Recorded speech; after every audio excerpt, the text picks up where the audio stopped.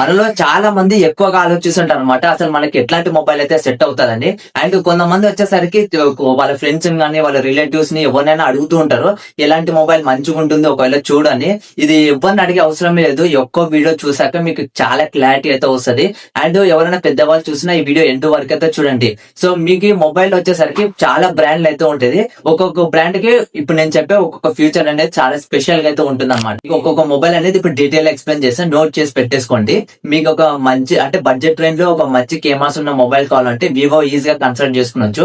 And లేకుంటే నాకు ఎక్కువ డ్యూరబిలిటీ అండ్ వాటర్ ప్రూఫ్ కావాలంటే ఓపోకి అయితే వెళ్ళొచ్చు అనమాట.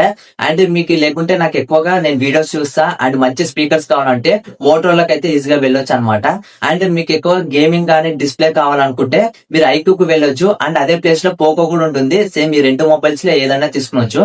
అండ్ మీకు వచ్చేసరికి నేను ఎక్కువగా కెమెరాస్ వీడియోస్ తీసా నాకు మంచి క్వాలిటీగా కావాలనుకుంటే గూగుల్ పిక్సెల్ కి అయితే ఈజీగా వెళ్ళొచ్చు అనమాట. మీకు ఓన్లీ కెమెరాస్ బాగుంటాయి కానీ ప్రాసెసర్ అనేది అంత మంచిగా ఉండదు. అండ్ అదే ప్లేస్ లో వచ్చేసరికి మీకు ఎక్కువగా బ్యాటరీ మీద ఎక్కువ ఫోకస్ కావాలి, నాకు మంచి బ్యాటరీ ఉండాలనుకుంటే రియల్మీకి అయితే ఈజీగా ఫోకస్ అనేది చేయొచ్చు అనమాట.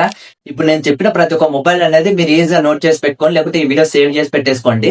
అండ్ మీరు ఎప్పుడైనా మొబైల్ కొనేటప్పుడు ఈ ఒక్క వీడియో చూస్తే చాలు ఈజీగా మీరు ఎలాంటి మొబైల్ కొనాలో ఈజీగా అర్థం అవుతుంది అనమాట మీకు అనేది. అండ్ ఈ వీడియో మీ ఫ్రెండ్స్ కి ప్రతి ఒక్కరు షేర్ చేయండి, ఎవరైనా కొత్తగా మొబైల్ కొనే వాళ్ళకి. అండ్ ఈ వీడియో మీకు నచ్చినట్లయితే ఖచ్చితంగా లైక్ చేయండి. ఇట్లాంటి మరెన్నో వీడియోస్ కోసం మన పేజ్ అనేది ఫాలో చేయడం మాత్రం అస్సలకి మర్చిపోకండి. మనమైతే నెక్స్ట్ వీడియోలో అయితే కలుద్దాం. జై హింద్.